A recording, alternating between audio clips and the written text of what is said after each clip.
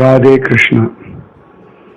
வாழ்க்கையில ஒவ்வொரு காலகட்டத்தில் ஒவ்வொரு விஷயத்துக்காக வாழறோம், ஒவ்வொரு விஷயத்தோடு வாழறோம்.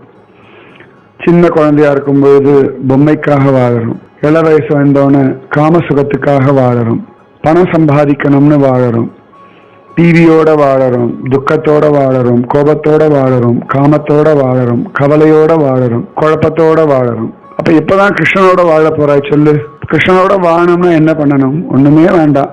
பகவான் கீதையில சொல்றான், அனன்யாக சிந்தையந்தோமா அப்படின்றான். என்னையே யார் விடாம நினைச்சுட்டு இருக்காளோ அவர்களுடைய யோகத்தையும் க்ஷேமத்தையும் நான் பார்த்துக்கிறேன் உத்தரவாதம் கொடுக்கறான். நீ என்னெல்லாம் கிடைக்கிறதோ கிருஷ்ணன் கொடுத்தான்னு எடுத்துக்கோ, என்னெல்லாம் உங்ககிட்ட போகிறதோ கிருஷ்ணன் எடுத்துட்டான்னு நினைச்சுக்கோ.